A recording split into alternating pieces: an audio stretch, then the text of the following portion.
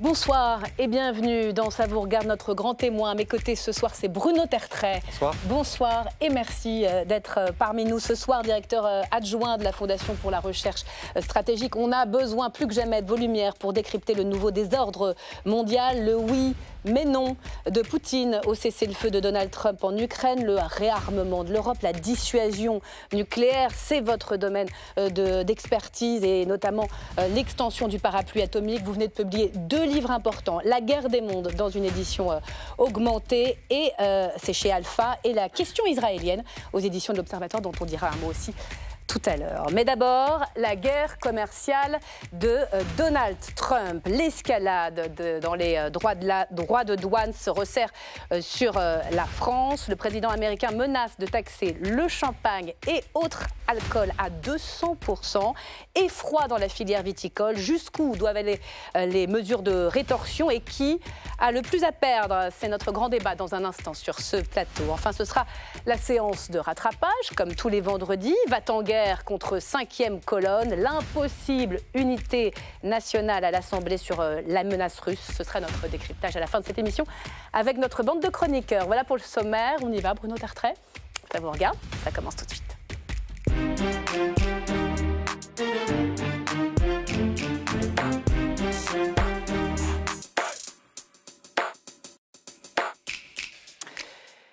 Les producteurs de vins et champagnes français ont dû passer une bien mauvaise nuit. Donald Trump l'a annoncé hier. Le président américain menace de les taxer à 200%, comme tous les alcools en Europe, ce qui revient à tripler le prix d'une bouteille. Aux États-Unis, c'est un coup de massue pour la filière et la réponse américaine aux rétorsions européennes, notamment sur le whisky. On va y revenir. Jusqu'où ira l'escalade? Les Européens peuvent-ils rester unis dans cette bataille commerciale? C'est l'une des questions de notre grand débat ce soir avec Marie-Pierre Védrenne. Bonsoir. Bonsoir. Merci d'être là. Vous êtes eurodéputée Renew, c'est le groupe macroniste au Parlement européen de Bruxelles. Bonsoir Aurore Lalucq. Bonsoir. Bienvenue, eurodéputée Place Publique, c'est le parti de Raphaël Glucksmann. Vous présidez la commission des affaires économiques au Parlement de Bruxelles. Bonsoir Christian Saint-Etienne. Bonsoir. Bienvenue à vous, économiste et membre du Cercle des économistes. Et puis à distance avec nous ce soir, Jérôme Bauer. Bonsoir. Vous présidez la Confédération des vignerons d'AOC. Bruno Tertrais, la guerre commerciale, elle est aussi géopolitique. Vous intervenez quand vous le souhaitez. Un débat qui s'ouvre, comme chaque soir, par le billet de Bruno Donnet.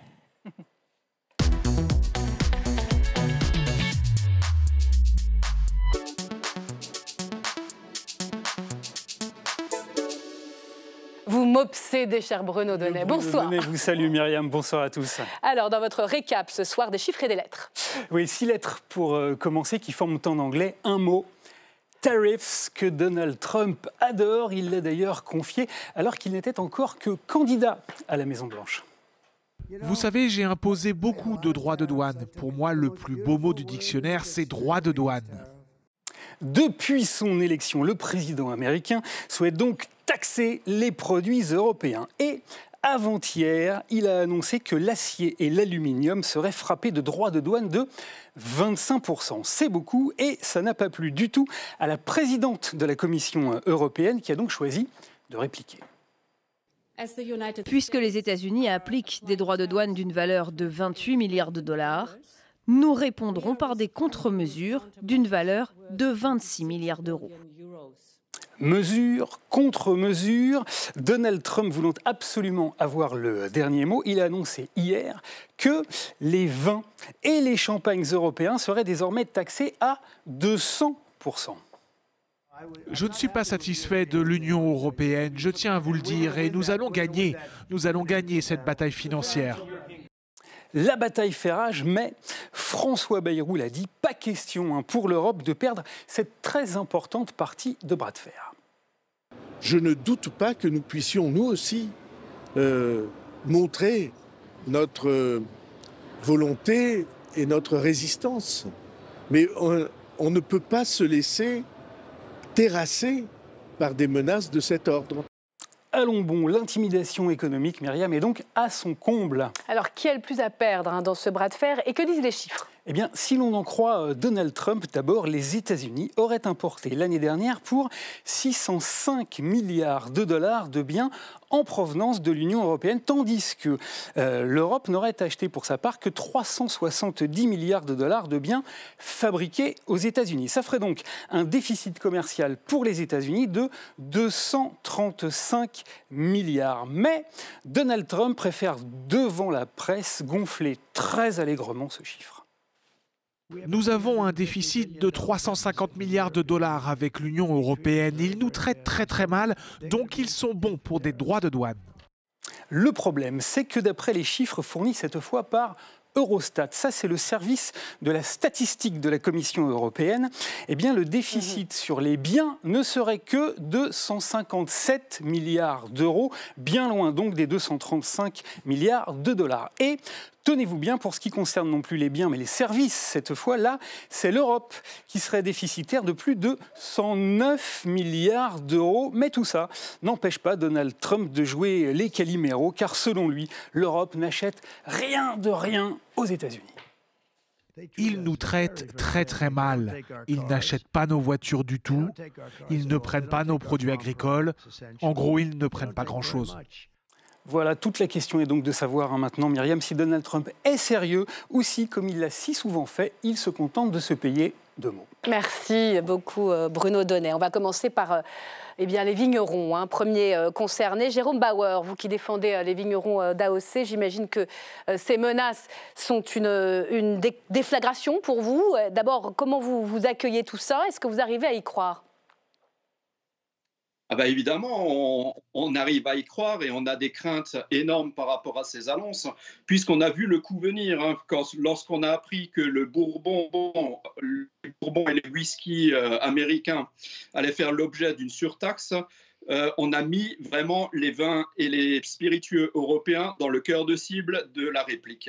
Et systématiquement, dans les conflits commerciaux qui nous opposent avec les États-Unis, c'est le vin, c'est le champagne et c'est le cognac qui trinque. Pour bien comprendre, ça reviendrait à quoi? À fermer tout simplement champagne et vin français au marché américain, que de multiplier par 3 les prix des bouteilles? Ah ben oui, ce serait une chute des exportations qui serait vertigineuse à notre sens. On a déjà connu ça sous la première mandature de Donald Trump qui avait augmenté les droits d'entrée de 25%. Et à ce moment-là, la filière française a perdu 500 millions d'euros en quelques mois. Donc là, passer à 200%, autant dire que c'est couper totalement l'export vers les États-Unis. Avec des répercussions sur l'emploi, on le chiffre déjà, si ça s'était mis en œuvre? Alors forcément, je ne pourrais pas vous donner de chiffres précis, mais en tout cas vous dire qu'aujourd'hui, 2024, on a exporté pour 3,8 milliards d'euros de vin, champagne et cognac aux États-Unis. Ça, c'est le premier point. Le deuxième point, c'est la filière française viticole se porte déjà très mal aujourd'hui pour différentes raisons. D'une part structurelle avec une consommation en baisse, mais aussi conjoncturelle avec des problèmes géopolitiques dans certains pays. Donc là, les États-Unis sont aujourd'hui notre plus gros client en termes de valeur sur nos produits. Bien compris. Et on perd les États-Unis. Qu'est-ce que vous attendez très concrètement de la Commission européenne? Est-ce que vous lui demandez de revenir sur les taxes en rétorsion sur le bourbon américain, sur le whisky, et de taxer d'autres produits américains, peut-être les technologies, les réseaux sociaux, les plateformes? Alors moi, je ne conseille rien, mais au bout d'un moment, je suis contre l'escalade. Il ne faut pas courber l'échine, à mon avis, mais pour autant, il ne faut pas tondre le bâton pour se faire battre. Donc je pense qu'il faut ouvrir un dialogue, parce qu'aujourd'hui, on est perdant-perdant sur ces conflits commerciaux. Je pense que les États-Unis n'ont rien à gagner à se faire taxer en Europe, comme nous n'avons rien à gagner à taxer les produits. Alors, on va essayer de comprendre ce qui pourrait se passer, jusqu'où pourrait aller l'escalade. Et est-ce qu'au fond, il faut être dans la loi du talion pour pouvoir se faire entendre œil pour œil, dent pour dent vis-à-vis de Donald Trump? Marie-Pierre Védrenne, d'abord, très clairement, la France est ciblée là.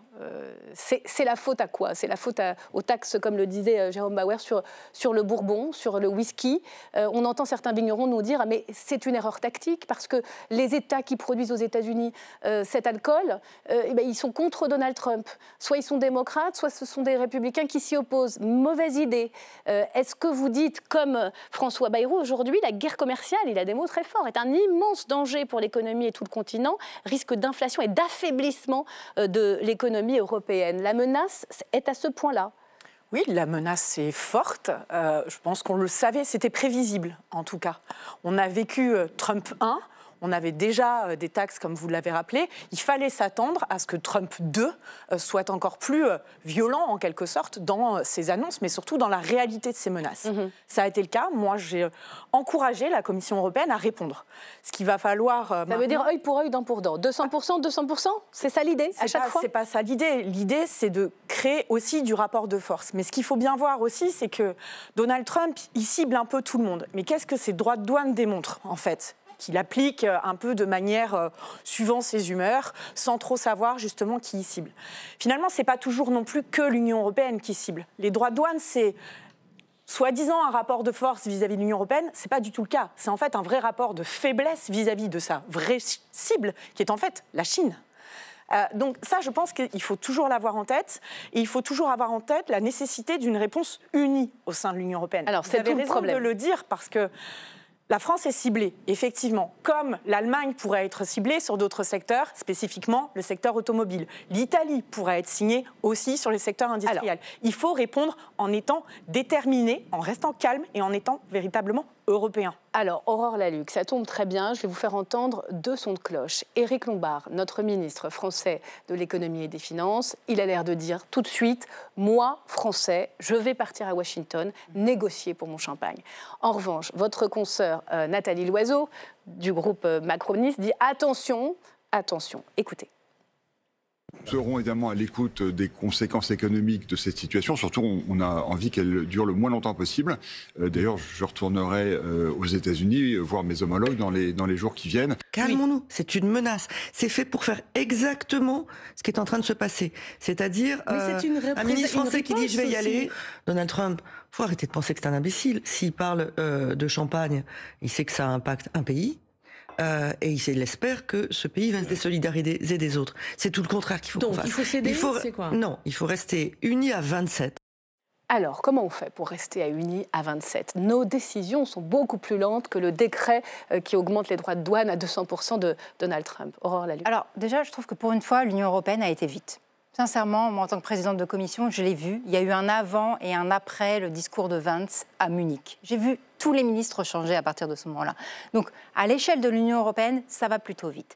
Ensuite, ce qu'il faut avoir en tête, c'est que vous avez fait justement là, un reportage, une explication sur la balance des paiements américaine. C'est une obsession de certains conseillers de Donald Trump qui, plutôt que de régler en interne leur problème de balance des paiements, veut nous la faire payer. Parce qu'il faut savoir qu'une grande partie de l'épargne européenne va aux États-Unis, en fait, et on les alimente, finalement. Et ça réclame un rééquilibrage chez eux, notamment en termes d'inégalité, auxquels ils ne veulent pas toucher. Comment vous les faites changer d'avis? Est-ce qu'il faut céder à son chantage, par exemple, sur le Bourbon? Non. Ou est-ce qu'il faut continuer l'escalade? En fait, il faut être très calme. Le point faible de Trump, c'est l'économie. Les marchés sont en train de dévisser. Tout le monde l'a vu à Wall Street. Tout le monde se réfugie vers l'or aujourd'hui. Pourquoi? Parce qu'à chaque fois que vous ouvrez le journal le matin, il y a une nouvelle annonce, une heure après, il y a une autre annonce, etc. En économie, on aime quand même la stabilité. Donc, pour moi, son plein faible, c'est la question. Mais qu'est-ce que ça veut dire? Il faut répliquer et comment? Bien sûr, il faut répliquer. Nous, déjà, on doit rester calme, mais extrêmement ferme. Et oui, il faut répliquer de manière stratégique. Quand ils nous ciblent, parce que là, c'est les Français qui sont très clairement ciblés. Il n'y a pas de champagne allemand. Donc, qu'est-ce qu'on fait pour rester unis? Toucher les États républicains.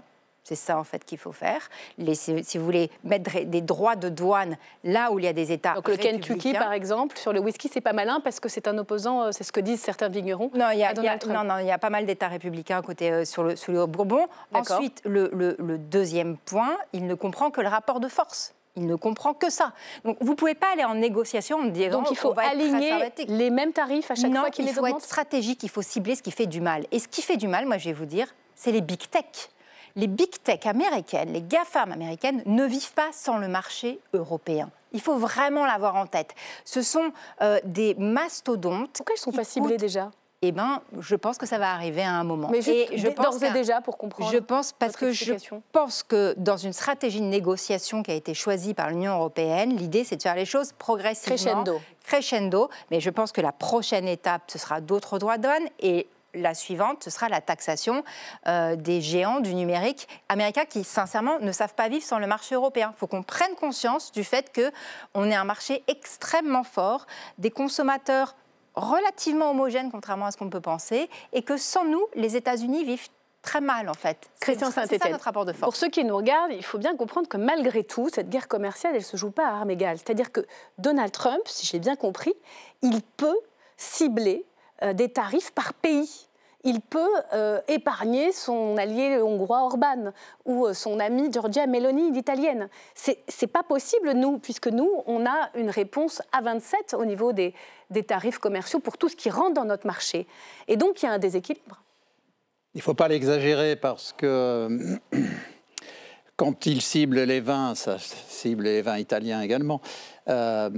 Ceci étant, il y a quand même une interrogation. Hein. Au cours du premier mandat, on avait déjà commencé par cibler les vins spiritueux, et la Commission notamment. Et la France était partie avec Emmanuel Macron à Washington. Je vais être peut-être désagréable avec nos amis, mais la France s'est terriblement affaiblie en Europe depuis 20 ans.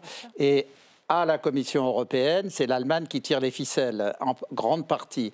Donc si on ne commence pas par les GAFAM, si on balance la France en première ligne, il y a probablement des choses qui se font en deuxième ligne. C'est-à-dire, expliquez-nous.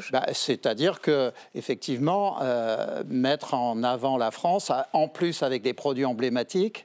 Là, c'est Trump qui cible la parfaitement compréhensible par l'électeur moyen américain. Ça a beaucoup d'impact, mais c'est pas là que se joue le sujet, puisque les grands éléments d'exportation européenne vers les États-Unis, c'est les voitures allemandes, et les grandes exportations américaines vers l'Europe, comme on vient de le dire. Donc le plus dur de la guerre commerciale est à venir. Je voudrais rappeler un point, c'est quand même qu'on a face à nous quelqu'un qui est censé être le garant de l'ordre mondial et qui ment de manière totale, c'est-à-dire qu'il confond... On l'a encore vu là sur les chiffres du déficit commercial. Problème, parce que pour avoir des discussions rationnelles, quand il confond 500 milliards d'échanges avec 50 milliards de déficit effectif, si on prend ensemble les biens et les services, on est dans un rapport de 1 à 10. S'il fait la même chose sur les armements nucléaires et sur les négociations avec d'autres pays, c'est assez terrifiant. Donc déjà, on a un problème. Le deuxième, c'est ce que j'évoquais, les États-Unis ont construit l'ordre mondial il y a 80 ans, progressivement, dans le commerce, la politique et la géostratégie. Et Trump est le grand perturbateur aujourd'hui. Donc, ça fait une série de problèmes. Mais ce qui est une des chances que nous avons, c'est que tous les Américains ne sont pas aveugles, notamment les marchés financiers commencent à se dire qu'il y a un vrai problème. Trump a été fortement soutenu justement par les GAFAM. Si on commence à cogner sur les GAFAM qui s'inquiètent, là, ils vont aller voir. Et il y a un dernier point que je voulais évoquer. J'ai vécu 6 ans aux États-Unis, même si c'est secondaire, mais... les centres de pouvoir ne sont pas du tout les mêmes aux États-Unis qu'en France. D'une façon ou d'une autre, en France, tout dérive de l'État, directement, indirectement. Aux États-Unis, il y a 3 grands centres de pouvoir. Il y a le politique, il y a le business et il y a ce qu'on peut appeler le complexe industriel et stratégique, qui est à la fois le Pentagone et les commissions spécialisées du Parlement. Et donc, là, dans ces autres centres de pouvoir, le Pentagone n'a pas du tout envie de perdre ses appuis en Europe. Le département d'État n'a pas du tout envie de perdre les 27 voix européennes dans les débats à l'ONU. Donc, il y a des leviers de pression. Donc, il est vraisemblable qu'on est dans le pire moment. Il faut quand même se dire aussi que les prochaines élections sont très proches. Oui. C'est dans 2 ans, les midterms. 2026, on sera en campagne déjà dans 1 an. Il est quand même un tout petit peu tenu par des contre-pouvoirs, Donald Trump, dans cette guerre commerciale. Oui et non, je ne suis pas totalement en désaccord avec ce qu'il vient de dire, mais juste un point quand même. La bureaucratie américaine, les diplomates américains qui ne veulent pas perdre les 27 voix, je pense que Donald Trump et que la Maison-Blanche s'en tamponnent le coquillard, comme on dit vulgairement. Mais c'est vrai qu'il y a des contre-pouvoirs et qu'il y a des moments où ça finira par tanguer et ça aura un impact sur Donald Trump. Juste deux choses. Est-ce que cette guerre commerciale elle est liée aussi à la nouvelle donne géopolitique? Non, parce que il n'y a pas de base communicante entre les deux. Je vais vous raconter une histoire. Alors, il y a des liens, mais on va dire que la nouvelle donne géopolitique, c'est plutôt les espoirs de business qui se font entre l'entourage de la famille Trump et la famille Trump et la Russie. Là, il y a une dimension nouvelle qui n'existait pas il y a 6 ans. Donald Trump déteste deux choses, et il l'a dit, il l'a toujours dit, parce qu'il y a quand même une certaine cohérence dans son approche. Il déteste l'Union européenne et il déteste les déficits commerciaux. L'Union européenne, pour reprendre ce qu'il a dit il y a 3 semaines, elle a été créée pour nous. Je ne vais pas employer le terme dans une émission de télévision, mais bon, c'était pas... compris. Voilà, vous aurez compris. C'est oublier évidemment qu'au contraire, l'Amérique a plutôt favorisé la création de, on va dire, la coopération européenne dans les années 50. C'est un autre sujet, au point d'ailleurs que certains souverainistes disent que c'est une création de la CIA. Alors, il faudrait savoir, si vous aimez Donald Trump, il faut choisir votre version. La deuxième chose qu'il déteste, c'est les déficits commerciaux. Une anecdote, pendant son premier mandat, il y a un projet d'accord, je crois qu'il veut déchirer l'accord commercial avec la Corée du Sud, parce qu'il y a un déficit commercial majeur avec la Corée du Sud. Le texte est sur son bureau et ses conseillers racontent qu'ils sont allés littéralement la nuit enlever le projet de texte mis à sa signature, l'ont discrètement mis de côté. Le lendemain, il avait oublié. Mais il a cette espèce de symbolique, ça n'a aucun sens, je me retourne vers Christian, mais ça n'a aucun sens sur le plan économique de dire qu'un déficit commercial en soi n'est pas bon, mais lui, il est dans le symbole. Après, après sur la stratégie, moi, je crois que c'est un vrai débat. Pour le moment, je pense que l'Union européenne a plutôt bien réagi, mais parce qu'on avait préparé le coup, en effet. Oui, parce qu'il y avait déjà des trains de sanctions qui suffisaient de réactiver. Donc il y avait moins de lourdeur à la décision au départ. Mais bien sûr, après, moi, il me paraît logique de faire de la riposte graduée, comme en termes militaires, parce que ce n'est pas une vraie guerre, mais c'est quand même une guerre. Pour l'instant, je trouve qu'on joue plutôt bien. Maintenant, il faut savoir s'il faut cibler le Bourbon ou autre chose. Ça je ne rentre pas là-dedans. Le temps européen n'est pas le temps américain en matière de tariffs, donc de droits de douane. Expliquez-nous, chaque décision que va prendre la présidente de la Commission, Ursula von der Leyen, elle va être soumise au Conseil européen, les chefs d'État et de gouvernement, puis au Parlement. Combien de temps, au fond, ça prend quand on a déjà établi une stratégie de ciblage dans la riposte graduée? On imagine qu'on ne peut pas non plus trop tarder à riposter. Non, effectivement, le temps européen n'est pas le temps américain. Et à la fois dans la mise en place, à la fois aussi dans l'intensité des mesures, parce qu'effectivement, il faut aussi qu'il y ait la préservation de cette unité européenne. Donc c'est vrai que ça complexifie les choses en européen. Mais là, il y a eu cette annonce qui a été validée par tout le monde. Il va y avoir effectivement un deuxième paquet de mesures qui a été proposé par la Commission européenne et qui va être soumise aux chefs d'État et de gouvernement. Moi, j'ai bon espoir que ça soit validé parce qu'on le sait bien et tout le monde l'a dit, il faut être unis, il faut être calme. Et il faut être déterminé dans nos réponses. Donc ça va être validé. Et puis, attention, on a effectivement ces instruments tarifaires, sa mise en place de droits de douane. Mais ce qu'on a fait, ce qu'on a créé dans le précédent mandat, c'est pas que ça, c'est justement d'autres instruments commerciaux. Parce qu'en fait, ce qu'il fait, c'est du chantage économique, c'est de la coercition. Donc moi, avec des collègues allemands en commission commerce internationale, on a créé aussi un instrument sur la coercition économique. Alors peut-être qu'au moment où l'a imaginé, on ne ciblait pas nécessairement et on ne pensait pas qu'on l'utiliserait pour la première fois vis-à-vis des Américains. Mais pourquoi pas? Ça aussi. Mais en tout cas, il ne comprend que le rapport de force, donc il va falloir riposter quasiment à mesure de ce qu'il menace de nous faire. On l'a vu avec le Canada, ça a marché, le Mexique aussi. Exactement. Finalement, ils ont eu un sursis. Jérôme Bauer, est-ce que vous attendez aussi, on parlait du business, l'importance du business aux États-Unis, des solutions de la part de Bernard Arnault? Parce que c'est vrai qu'il était à l'investiture et ça peut venir du privé aussi, Bernard Arnault. On le sait bien, LVMH produit beaucoup de nos champagnes, Moët et Chandon, pour ne pas les citer. Vous faites confiance à Bernard Arnault ou à la Commission dans cette affaire? Moi, j'ai envie de faire confiance à tout le monde. Si Bernard Arnault peut être un appui auprès de Trump, allons-y. Mais moi, je pense qu'il ne faut pas continuer de mener cette guerre. Il faut poser les choses et il faut partir en discussion diplomatique. Très sincèrement, j'entends beaucoup qu'il faut rester calme. Là, aujourd'hui, vous êtes tous en train de jouer avec l'avenir de la viticulture française et européenne. Il faut vous en rendre compte aussi, quoi. Parce que moi, j'ai du mal à rester calme. Alors justement, vous avez deux députées européennes sur ce plateau, l'une qui siège parmi les socialistes, l'autre parmi les macronistes, le centre. Qu'est-ce que vous avez envie de leur dire précisément ? Moi, ce que j'ai envie de leur dire, c'est qu'on les a rendus attentifs, nos politiques, au fait que mettre sur cette liste le Bourbon était clairement ciblé en représailles le vin. On ne nous a pas écoutés, on ne nous a pas entendus. Donc moi, ce que je demande aujourd'hui, c'est que très rapidement, justement, on mette en place un débat diplomatique pour que ce soit du gagnant-gagnant. Continuer dans l'escalade de cette guerre, pour moi... Vous entendez, il y a quand même des voix qui s'élèvent. Et d'ailleurs, Éric Lombard, voilà, et même Nathalie Loiseau, elle dit attention, il faut désescalader. Sur le Bourbon, qu'est-ce que vous lui répondez? On enlève la taxe, on enlève la menace? Alors, la réalité, c'est que les guerres commerciales, ça ne fait que des perdants. Et c'est ce qu'on est en train de voir. Maintenant, il va falloir faire montre de solidarité. Parce qu'en fait, on n'a pas le choix. Ce n'est pas nous qui avons commencé cette guerre. Les États-Unis, moi, c'est terrible pour moi de dire ça en plus, parce que c'est un pays que j'aime. Jamais j'aurais pensé que les États-Unis lanceraient une guerre hybride contre nous, parce que la réalité, c'est que quand on voit Musk faire des ingérences en Allemagne, par exemple, ça s'appelle de la guerre hybride. Mais comment on l'a construit, cette solidarité, quand déjà il y a des divisions au sein des 27 contre Vous avez parlé de Bernard Arnault. La filière. Vous savez, on dit qu'on est en économie de guerre. En économie de guerre, il y a des fondamentaux. Parmi ces piliers, il y en a un, c'est on ne laisse jamais les profiteurs de guerre gagner et on est solidaire.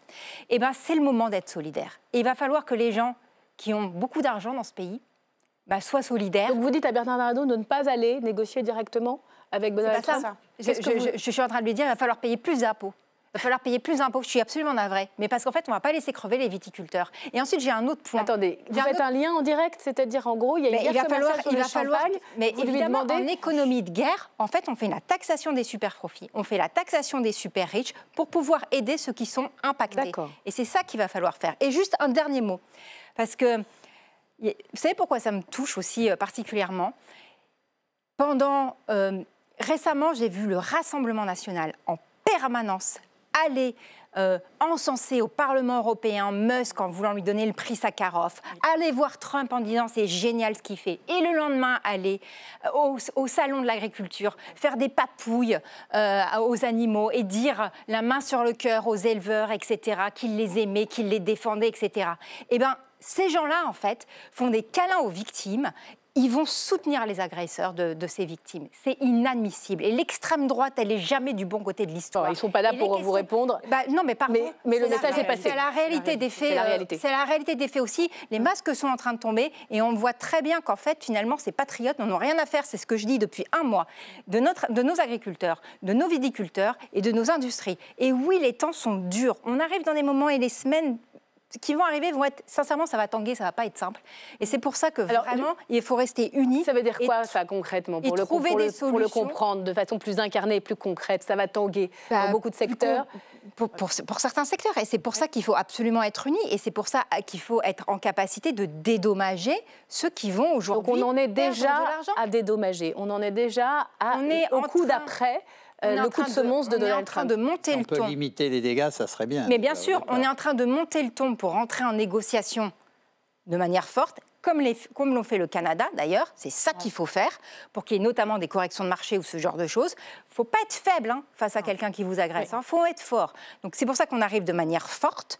On va le faire de manière encore plus forte. La difficulté, c'est qu'on est 27, là où le Canada et le Mexique sont qu'un pays. Je vous redonne la parole. Mais il va falloir aider ceux qui vont trinquer, oui, bien sûr. Aider ceux qui vont trinquer, voilà. Mais je pense qu'il y a un moment de prise de conscience nécessaire. Je vous donne la parole, Christian Saint-Etienne, mais vous le disiez, ce genre de guerre, c'est toujours perdant-perdant. On a essayé de réfléchir à cette question, qui aurait le plus à perdre entre les Européens et les Américains dans cette guerre sans merci? La réponse n'est pas simple, et c'est Clément Perriot qui tente quelques éléments de réponse. Regardez.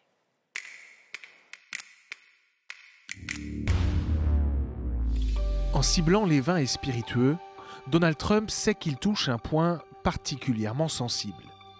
Les États-Unis sont le premier marché étranger des Européens dans ce secteur et représentent un tiers des exportations. 3,5 milliards de dollars de vin ont été exportés vers les USA en 2023, dont 2,4 milliards sont français. L'exécution de la menace de Donald Trump aurait des conséquences très lourdes, y compris en termes d'emploi, pour nos producteurs de vin, champagne ou encore cognac. De son côté, l'Europe augmentera ses droits de douane, de manière certes moins spectaculaire, sur des produits ciblés comme le maïs, la viande, le whisky bourbon, les motos Harley-Davidson et quelques appareils ménagers comme les réfrigérateurs. Au total, cela concernera 28 milliards de dollars de marchandises. Ces mesures, et c'est bien sûr volontaire, toucheront particulièrement les États conservateurs comme la Louisiane, la Géorgie, le Nebraska ou encore l'Arkansas. Mais cette guerre commerciale pourrait à terme avoir aussi un impact plus global sur l'économie américaine. Le prix des produits importés va augmenter pour les Américains et ainsi faire monter l'inflation. Sans compter les effets sur la bourse, les annonces du président américain créent de l'instabilité et de l'incertitude. La bourse américaine a perdu plus de 10% depuis l'élection de Donald Trump. On est aujourd'hui cette situation stupéfiante, alors que l'économie américaine allait très bien en début d'année, que certains non seulement révisent à la baisse leurs prévisions de croissance américaine, mais commencent à parler de risque de récession aux États-Unis. Donc c'est une politique perdante. C'est un exemple de but contre son camp. Ces alertes sur l'économie américaine vont-elles freiner les ardeurs de Donald Trump? Quelle est la part de bluff chez le président américain? L'incertitude aujourd'hui est totale. Christian Saint-Etienne, la grande question, c'est pourquoi il fait ça. On lui prête quand même une certaine forme de rationalité. On a dit qu'il était obsédé par la question des balances commerciales, qu'il adore ce mot de tariff, de droit de douane, mais il voit bien les effets déjà imperceptibles sur son économie. Quelle est sa motivation réelle si c'est contre-productif? Alors, déjà, dans ce que vous dites, il y a une question. Voit-il vraiment déjà les effets? C'est-à-dire, est-il aveuglé par son propre discours?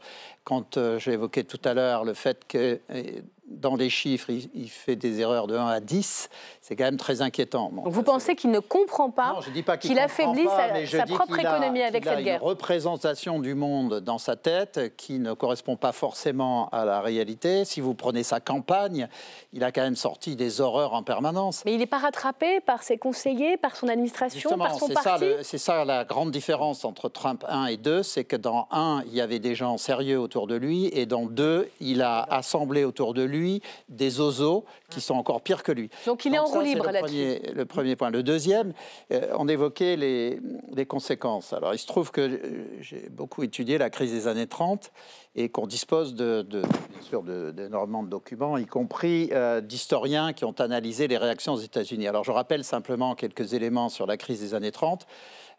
Les Américains, juste après la crise de 29, mettent en place ce qu'on appelle les tarifs Ole-Smoot en juin 1930. Ça entraîne des réactions du reste du monde. Les augmentations de tarifs sont considérables.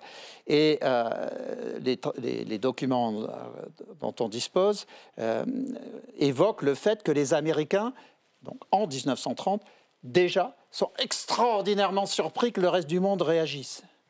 Donc ça, c'est étonnant, parce que quand on voit Trump aujourd'hui, au fond, il est scandalisé que l'Europe réagisse. Une forme de naïveté américaine historique. Donc c'est un élément important.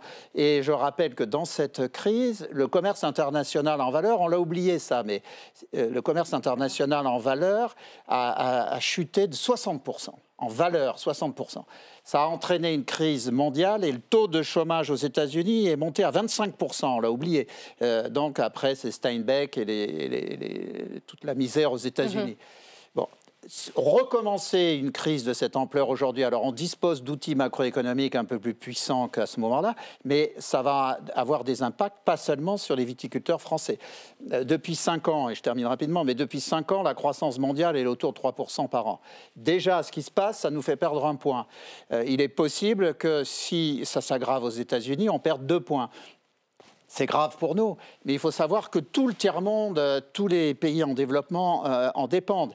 Donc une politique de ce type, c'est beaucoup de chômeurs en plus en Europe et aux États-Unis, mais c'est des dizaines de millions de gens qui retournent dans la pauvreté au plan mondial. Oui, donc il n'y a que des effets négatifs. Une idée de bien compris. Il nous reste une poignée de minutes à peine. Je vais vous demander, en tant que... C'est vous qui êtes aux manettes, mesdames, au Parlement européen, de nous esquisser, mouillez-vous, la stratégie des semaines à venir de l'Europe. Qu'est-ce que vous pouvez dire aux viticulteurs? Est-ce qu'il va y avoir la carte, en gros, on va dire, le coup de massue sur les services, donc sur les GAFAM notamment? C'est ça qui vient et c'est ça qui pourrait désescalader et dissuader Donald Trump de continuer sa guerre commerciale? Oui, moi j'encourage véritablement la Commission européenne à agir et à taxer sur la question des services.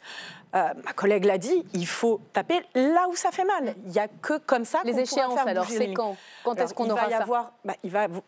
Toutes les choses vont être aussi fonction de nouvelles mesures et des nouvelles annonces qui vont être faites par Donald Trump, la réalité de la mise en place des décrets pour que nous puissions réagir. Et là, on est sur la menace à 200%. Exactement. Donc, qu'est-ce qu'on fait après, pour que cette menace ne se réalise pas? On met en place, nous aussi, de nouveaux droits de douane et spécifiquement mais on menace sur les services ou on passe aux actes? Il va y avoir peut-être un appel d'abord au dialogue, c'est nécessaire, c'est fondamental, mais c'est aussi notre rôle, nous, de parlementaires européennes, de dire nous voulons aller cibler davantage, et notamment sur les services, parce que c'est là où nous créerons davantage de rapports de force. Et je rebondis sur ce qui a été dit tout à l'heure, je pense qu'aussi, en parallèle, parce que nous entrons dans ce contexte de tension de manière de plus en plus prégnante, la mise en place de fonds de solidarité et de compensation entre tous les secteurs, entre tous les États membres, c'est des choses dont on est déjà dans le jour d'après. Dans le précédent mandat, les compensations sont essentielles. Ça veut dire que vous imaginez déjà que cette guerre commerciale est en cours, qu'elle est là et qu'il va falloir compenser, réparer. Le mot de la fin, en quelques mots. Récupérer notre épargne qui va aux États-Unis, c'est essentiel pour qu'ils puissent financer l'économie européenne. 2, taxer les géants du numérique. 3, faire de la réindustrialisation sur ce continent, et ça passe par une politique industrielle européenne, pas que dans le domaine du réarmement.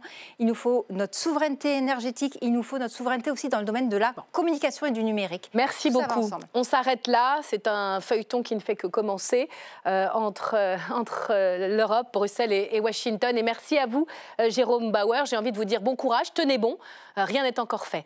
Merci, vous restez avec moi, Bruno Tertrais. On va continuer à parler de Donald Trump, qui se rêve également en faiseur de paix en Ukraine. Poutine a répondu à sa proposition de cesser le feu. C'était une réponse extrêmement attendue qu'on va décrypter ensemble juste après l'invitation de Stéphanie Despierres. Si on vous invite, Bruno Tertrais, c'est parce que vous êtes un de nos meilleurs experts en géopolitique et que tous les regards sont braqués sur l'Ukraine et le Kremlin avec l'espoir d'une trêve. Politologue, vous êtes directeur adjoint de la Fondation pour la recherche stratégique. Après 48 heures de silence et une visite sur le front près de Koursk, côté russe, Vladimir Poutine a réagi à l'idée d'un cessez-le-feu de 30 jours proposé par les États-Unis et l'Ukraine. Nous sommes d'accord avec les propositions visant à mettre fin aux hostilités. Mais nous pensons que cet arrêt doit être un arrêt qui mène à une paix durable et qui s'attaque aux causes profondes de cette crise. Un oui mais ou un non sauf, tout dépend des points de vue. Le président ukrainien, lui, n'est pas convaincu. Il prépare en fait un refus dès maintenant.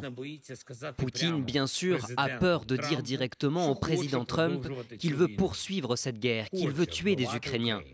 C'est pourquoi à Moscou, il formule l'idée d'un cessez-le-feu avec des conditions préalables telles qu'il ne fonctionnera pas. À Washington, réaction en demi-teinte aux propos de Vladimir Poutine. Il a fait une déclaration très prometteuse, mais elle n'était pas complète. Et oui, j'aimerais beaucoup le rencontrer ou lui parler, mais nous devons en finir rapidement. Vous savez, tous les jours, des gens sont tués. Ce matin, dans un message sur son réseau social, Donald Trump se félicite de discussions très productives avec la Russie.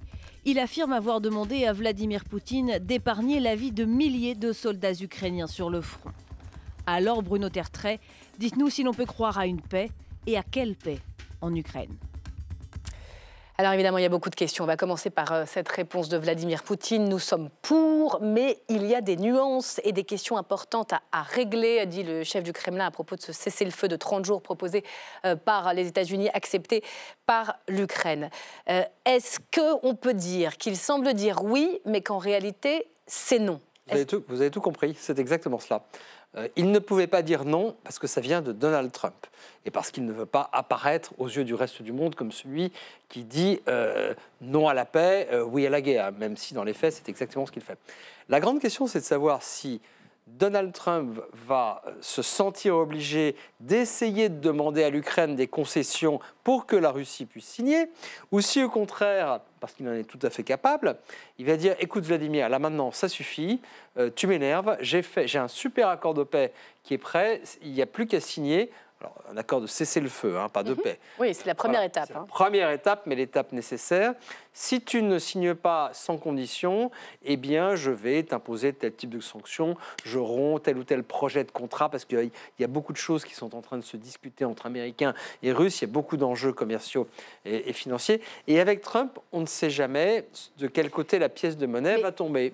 Votre intime conviction, vous avez des spécialistes de Trump, de la Russie, qui vous disent au fond, c'est très étrange, s'il n'est pas tenu, il est sous influence. Alors, et donc au fond, il est déjà prêt à tout lâcher puisque tout a été déjà discuté avant même son investiture à la Maison-Blanche. Et puis vous avez, deuxième école, parce qu'on n'est pas tous dans le cerveau ni de Donald Trump et ni de Vladimir Poutine, et on ne se souhaite pas d'une certaine façon, qui vous disent que tout l'enjeu maintenant pour Washington, ça va être d'amener Poutine à accepter ce cessez-le-feu.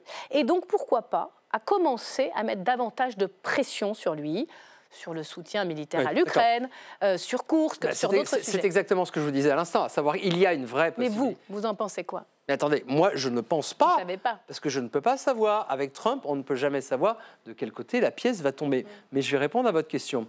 Est-ce que Trump est sous influence? Oui, je pense qu'il est sous influence. Est-ce qu'il est un agent du FSB, du service russe? Non. Mais il est depuis 40 ans travaillé par les services russes. Ça laisse des traces, y compris des traces profondes dans le cerveau. Quand vous ajoutez à cela les intérêts financiers de Trump, de sa famille, de ses cercles dirigeants et de ses soutiens, ça fait beaucoup. Est-ce que ça veut dire qu'il est incapable de faire pression sur la Russie? Non, je viens de vous le dire, il est tout à fait capable de le faire dans certaines limites. Mais Trump, c'est toujours un jeu entre son ego et son argent. Il n'y a que ces deux choses-là qui l'intéressent. L'Amérique ne l'intéresse pas. Les Américains ne l'intéressent pas. Le peuple américain. Et l'argent, mais son ego et l'argent. Mais quand même, donc, regardez, il a remis les interdictions d'autorisation pour les banques russes d'accéder à certains systèmes bancaires américains, notamment pour les échanges en matière pétrolière. Oui, c'est un premier pas. C'est un signal ou pas? C'est un signal. C'est pas forcément un premier pas. Regardez ce que vous avez diffusé tout à l'heure, à savoir ce que Donald Trump a dit cet après-midi. Il y a en lettres capitales des milliers de soldats ukrainiens qui sont encerclés par l'armée russe. C'est pas vrai, mais c'est ce que lui a dit Vladimir Poutine. Donc il y a les deux chez Donald Trump. Et à la fin, ce qui comptera, encore une fois, je ne sais pas de quel côté ça tombera, mais il n'y a que deux choses qui compteront, c'est son ego et son argent. Est-ce qu'il peut se permettre de perdre la face, Donald Trump? Est-ce que si, au fond, Vladimir Poutine le fait mariner, le manipule, le fait trop attendre, là, on a l'impression qu'il y a deux conditions, si on essaye de décrypter, non pas sur l'accord de paix final, mais sur ce cessez-le-feu, ce préalable. Il lui dit « Koursk, enlevez-moi tous les Ukrainiens, les derniers, ou en tout cas, moi, je récupère cette ville russe. » Et il dit « L'aide militaire américaine doit cesser. » Sur ces deux points-là, il peut pas céder, Trump. Non mais attendez, c'est deux choses totalement différentes. Koursk, les Ukrainiens sont déjà en train de se retirer. Donc la question est... Vous pensez qu'ils se retirent à la demande de Trump? Non.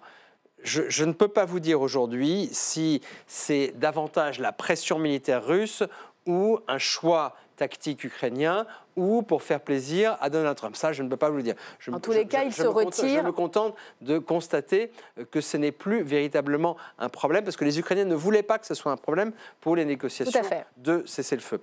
Après, dans tous les cas de figure, je vais vous dire, la Russie s'est transformée en machine de guerre. Poutine a créé un monstre de manière très consciente qu'il ne peut plus arrêter. Il y aura peut-être un cessez-le-feu, il n'y aura pas de paix tant que Poutine sera là. C'est aussi simple que cela. Réinvitez-moi dans 6 mois pour me dire que j'avais tort, si vous voulez. Je pense que la probabilité que j'ai raison est assez forte. D'accord, donc pour vous, il n'y aura aucune véritable négociation? Non, il y aura des négociations. Mais la paix finale... Je ne vous ai pas dit qu'il n'y aurait pas de négociation. Il n'y aura pas de cessez-le-feu durable, quelque chose qui ressemble à une stabilisation et donc une forme de paix dans les 6 mois. Ça me paraît totalement inconcevable tant que Poutine sera là. Il a évoqué ce qu'on appelle les causes profondes. Il en parle sans arrêt de ces causes profondes. Qu'est-ce qu'il faut comprendre? Une fois qu'il parle de causes profondes, on sait que la cause est perdue, si j'ose dire. Pourquoi? Parce que les causes profondes, c'est au fond le fait qu'il y ait une Europe démocratique, des pays démocratiques, une organisation plutôt pro-occidentale, enfin l'OTAN, aux portes de la Russie. Et ça, il ne le supporte pas. Surtout, ce qu'il ne supporte pas, c'est que l'Ukraine, dont il a toujours pensé qu'elle fait partie intégrante de l'Empire russe, et il l'a dit, redit, il suffit de l'écouter et de le lire, que l'Ukraine ait choisi sa voie et que cette voie-là soit plus pro-européenne que pro-russe, c'est insupportable pour lui, d'ailleurs, et aussi pour une grande partie de la classe dirigeante russe. Donc au fond, si je vous suis bien, Trump a plus à perdre que Poutine dans cette affaire. Oui, et c'est effectivement, quand on revient à Trump, je pense que Trump a plus à perdre que Poutine. Est-ce que vous me parliez de perdre la face? Poutine est suffisamment intelligent et connaît suffisamment son Trump pour lui permettre de ne pas perdre la face. Après, Trump trouvera toujours un moyen de dire « c'est pas moi, c'est la faute des Ukrainiens » et il passera peut-être à autre chose. Vous savez, Trump, il est capable de passer d'un sujet à l'autre. Regardez ce qu'il avait essayé de faire avec la Corée du Nord. Eh bien, pendant un an, il a dit « ça y est, je vais transformer la Corée du Nord en nouvelle Côte d'Azur ». C'est comme Gaza, hein, c'était le même projet. Transformer, la moderniser. Ça n'a pas marché, il est passé à autre chose. Pour la Russie, c'est un peu plus difficile quand même, mais on peut imaginer une situation dans laquelle Poutine lui aide à conserver la face. Oui, incroyable. Bon, c'est très compliqué à déchiffrer. Vous ne croyez pas, en tout cas, à une véritable accord de paix rapide. Alors, les garanties de sécurité, encore plus compliquées, puisque manifestement, Poutine n'en veut pas. L'absence complète de l'Europe dans tout ça. Mais elle n'est pas premièrement, elle n'est pas totalement absente. Ah bon? Elle a donné, mais oui, elle a donné ses conditions. C'est pas elle qui négocie, mais c'est normal. Il fallait quelqu'un qui fasse l'intermédiaire. L'Amérique pouvait le faire, l'Europe ne pouvait pas le faire. Donc la question de l'absence totale ne se pose pas. Mais l'Europe, elle sera quand même bien indispensable quand il faudra d'abord éventuellement maintenir une sorte de stabilité militaire s'il y a un accord de cessez-le-feu et surtout un accord durable de stabilisation, ce à quoi je ne crois pas beaucoup. Oui. Il faudra aussi que l'Europe reconstruise l'Ukraine. Hein, et ça peut être un formidable d'ailleurs chantier de relance économique pour l'Europe, pas maintenant, mais dans quelques années. Et surtout, l'Europe, elle est à la manœuvre pour remplacer en grande partie les États-Unis pour l'assistance militaire à l'Ukraine, dès lors que celle des États-Unis commence sérieusement à faire défaut, ou du moins à faceiller. Donc elle n'est pas au centre, mais ça ne veut pas dire qu'elle est absente. D'ailleurs, Volodymyr Zelensky l'a bien compris, il s'est battu pour que l'Europe soit mentionnée dans le communiqué ukraino-américain de Riyad de l'autre jour, en disant « je veux que l'Europe soit concernée dans les futures négociations qui n'ont pas encore commencé ». Donc, il y aura l'Europe, de toute façon, elle est déjà là, même si elle n'est pas visible à Jeddah, en Arabie Saoudite. Un mot sur la dissuasion nucléaire, c'est votre véritable domaine de prédilection, vous êtes l'expert en la matière.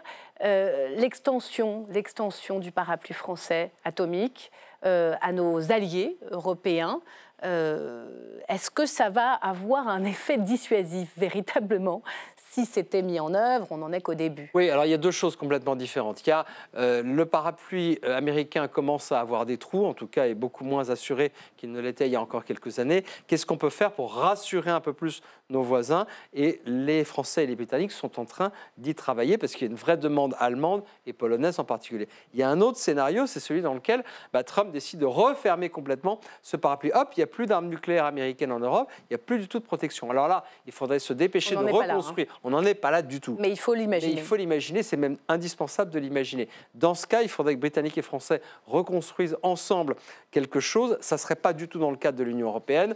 On le sait maintenant, tout le monde le répète, moi compris, pas question de partager la décision d'emploi qui resterait française pour les armes françaises et britanniques. Pour les armes britanniques. La grande question reste, qu'est-ce qui est crédible pour Vladimir Poutine? Comment est-ce que Starmer et Macron, si ce sont eux, peuvent dire ensemble et être crédibles auprès de Poutine quand on dit attention, le sort de l'Estonie, de la Pologne, de la Finlande, c'est aussi le nôtre. Cette question de la crédibilité, c'est moins une question de nombre d'armes qu'une question de volonté politique. Est-ce que Tallinn fait partie de nos intérêts vitaux? Vraie question. Je vous remercie infiniment. Une toute petite question pour terminer, parce que c'est l'autre livre du jour, la question israélienne. Vous écrivez en ami inquiet d'Israël et vous posez cette immense question, pourquoi ce pays, l'un des plus petits sur la planète, suscite autant de passion, autant de haine? Est-ce que vous avez un début de réponse? On dit beaucoup qu'il y a une sorte de deux poids, deux mesures, soi-disant qu'on traiterait moins bien la Russie et mieux Israël. Il y a cette comparaison un peu absurde pour faire le lien entre les deux débats qui voudrait qu'on ne condamne pas ou peu les bombardements israéliens sur Gaza alors qu'on condamne les bombardements de la Russie sur l'Ukraine. Je renverse la perspective. Le vrai deux poids, deux mesures, c'est de comparer la Russie avec Israël. La vraie comparaison, c'est entre Israël et l'Ukraine. Ça ne veut pas dire que j'approuve les tactiques, les méthodes de l'administration Netanyahou, mais en tout cas, je crois que le deux poids, deux mesures, il est plutôt à renverser dans l'autre sens. À la question, je ne vais pas donner la réponse complète. Non, c'était pour évoquer le livre. Vous savez, il y a quand même un principe scientifique. Quand on cherche la solution à un problème scientifique, il y a une méthode qui s'appelle le rasoir d'Occam. Ne me demandez pas pourquoi, Occam était un anglais. Mais finalement, on cherche, et puis finalement, c'est souvent la réponse la plus simple qui s'impose. Et je crois que la réponse, finalement, c'est parce que c'est un État juif et que l'idée d'avoir un État juif indépendant au Proche-Orient, autonome, qui est beaucoup plus un État oriental qu'occidental d'ailleurs, par ailleurs, mais je crois que c'est quelque chose qui est encore considéré comme une incongruité par une grande partie de la population En tous les mondiale. cas, c'est une contribution à ce débat absolument passionnant, incandescent aussi, signé Bruno Tertrais à lire aux éditions de l'Observatoire. Et puis je rappelle aussi la nouvelle édition de La Guerre des mondes, c'est chez Alpha. Merci pour votre éclairage. Je vous propose de rester avec nous parce qu'on continue d'une certaine façon à parler du monde, de l'Ukraine, de la Russie, dans notre séance de rattrapage. Tout de suite.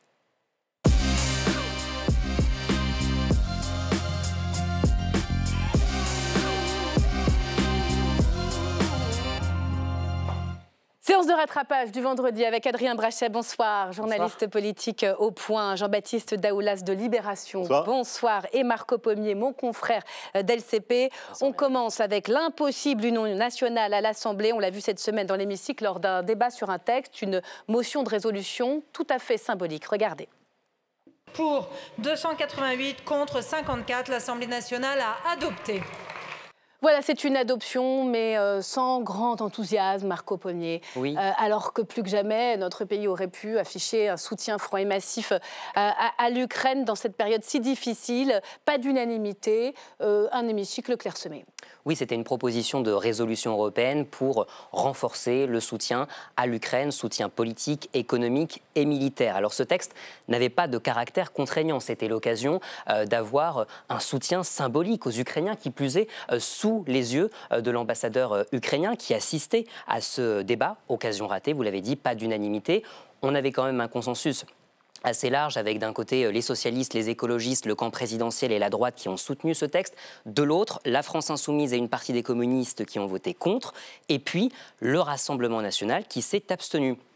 Pour une raison, officiellement, l'adhésion de l'Ukraine à l'Union européenne. Ça, c'est une ligne rouge de Marine Le Pen. Alors, ils ont des arguments, le Rassemblement national. On ne veut pas d'un pays de l'Union européenne avec un SMIC à 200 €. On ne veut pas une compétition agricole très sévère. Agricole, exactement. Après, c'était accompagné, l'adhésion. On n'y était pas. Ça exactement. Sauf que le camp présidentiel dit, ouais, à chaque fois, il y a un prétexte.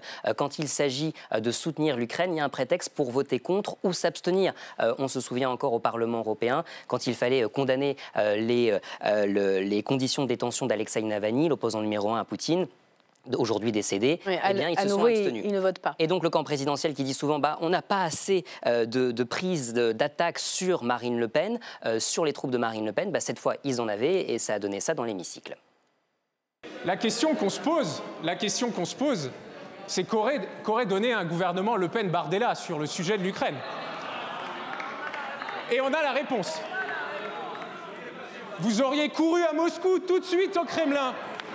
Et c'est ça la vérité. Vous auriez porté plainte, il y a plein de choses dans le code pénal pour les ingérences, mais vous ne faites rien contre l'Assemblée nationale parce que vous beuglez, vous insultez, vous diffamez, mais vous ne saisissez jamais parce qu'il n'y a pas de fait. Tout ça est vide. Jean-Baptiste Daoulas, vous n'êtes pas surpris? Pas d'unité nationale. Notre pays, contrairement aux Britanniques, qui sont beaucoup plus unis, y compris avec les populistes de droite, Nigel Farage, nous, on n'arrive pas à parler d'une seule voix en ce moment. Ce débat, justement, il n'était absolument pas là pour montrer une unité nationale, même tout le contraire. En fait, on est dans le cadre d'une bataille de communication qui est lancée et assumée d'ailleurs comme telle par l'Élysée, par Emmanuel Macron, qui veut avertir les Français, qui veut les convaincre l'opinion de la réalité de la menace russe. Alors c'est pas facile parce que c'est une menace hybride qui a des éléments de manipulation informationnelle. Elle n'est pas existentielle, il n'y aura pas une menace territoriale a priori, je parle sous le contrôle de Bruno Tertrais, avec les chars russes à Paris. Immédiatement, et donc l'idée c'est de convaincre les Français de cette menace. Donc ce débat, il a permis de figer les choses. Il a permis de montrer les arguments des uns et des autres. De faire tomber les masques un peu, c'est ça ? De faire quelque part faire tomber les masques. Donc dans cette bataille de communication, c'était un jalon assez important. Alors une menace russe, quelle menace russe ? Marine Le Pen estime qu'Emmanuel Macron dramatise pour faire diversion. Écoutez. Emmanuel Macron, avec un ton très martial, nous explique quasiment que il faut transformer les usines de Kleenex en usines d'armement parce que la guerre est pour demain, quoi. Voilà, la surenchère de la peur, c'est ce qu'on a vu également dans les médias de la sphère Bolloré en une du JDD dimanche dernier. Quelle est la stratégie de Marine Le Pen ? Moi, je croyais que depuis l'invasion russe, elle avait tout fait pour se décoller du procès en poutinophilie, en complaisance avec le Kremlin. Et là, qu'est-ce qu'elle fait ? Je pense qu'il y a une forme de gêne réelle au sein du Rassemblement national, y compris en interne, sur la façon dont il faut gérer cette question. Ils essaient de théoriser une forme de non-alignement que mon collègue Charles Sapin au Point a appelé la position du ni, c'est-à-dire ni Washington, ni Moscou, ni Bruxelles, c'est-à-dire ni l'Europe, en essayant d'affirmer une position autour de la souveraineté française.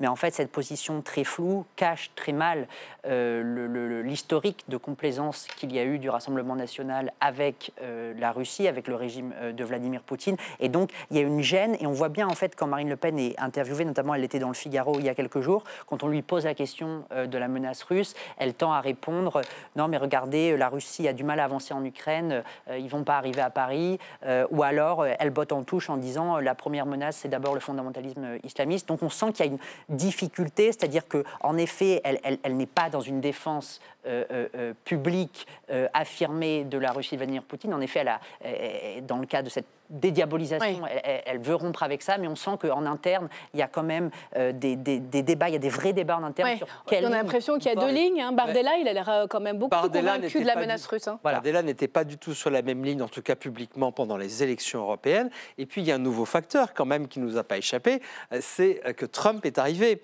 Et donc, le malaise est aussi un malaise vis-à-vis de ce que projette Trump. Ça l'autorise davantage d'être plus proche de Poutine ? Ah bah écoutez, c'est très gênant pour le Rassemblement national qui n'a pas une tradition de pro-américanisme très forte. Et en même temps, Trump est maintenant l'homme de paix. Et donc, ça commence à se compliquer dans les cerveaux du Rassemblement national. Et il y a beaucoup de oui, et il y a beaucoup de gêne, à la fois sur le fond et sur la tactique politique, me semble-t-il. Et un problème de lisibilité aussi. Jean-Baptiste, rapidement. C'est indéniablement une gêne, puisqu'on a vu le côté brouillon de Marine Le Pen et du Rassemblement national qui ont un peu changé de position de manière assez spectaculaire ces dernières semaines. Mais il y a aussi un pari.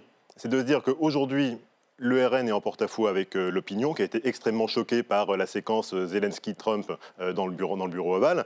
Mais ils se disent aussi que cet effort de guerre, qui aujourd'hui est soutenu massivement, ou en tout cas majoritairement dans les sondages par les Français, quand il va commencer à coûter, quand l'émotion sera passée, potentiellement l'opinion va peut-être se retourner. Est-ce que l'Élysée est inquiet quand même de cette stratégie de l'extrême droite, de Marine Le Pen, qui dit attention, elle joue sur les peurs, il joue sur les peurs?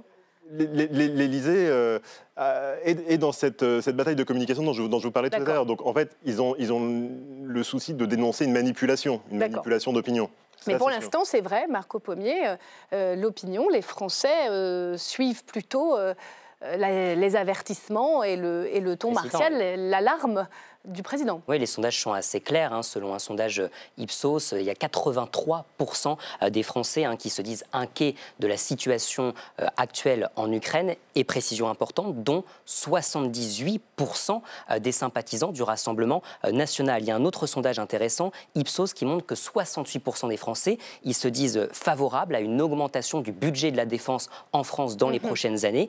Et un autre chiffre qui contredit un peu Marine Le Pen, 66% des Français qui sont favorables à l'adhésion de l'Ukraine à l'Union européenne. Donc effectivement, sur ce point, les Français donnent plutôt le point, c'est le cas de le dire, à Emmanuel Macron plutôt qu'à Marine Le Pen. En tous les cas, pour le moment, quand les sacrifices pour le moment, seront au discours du président, sur la table au niveau de... On verra quand il faudra porter quelque chose de lourd. Voilà, financer l'effort de défense. Comme disait OSS 117. Non, Allez. Je crois que c'est ça. Et ça se passera encore à l'Assemblée, justement. Dernier point, ultime tentative hier à Matignon, de créer du consensus avec un partage d'informations au plus haut niveau de responsabilité.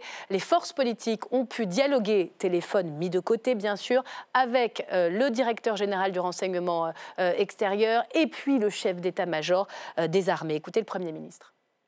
C'est un moment très difficile, c'est un moment très exigeant et c'est un moment qui exige beaucoup de solidarité nationale. C'est exactement ce que nous avons bâti cet après-midi.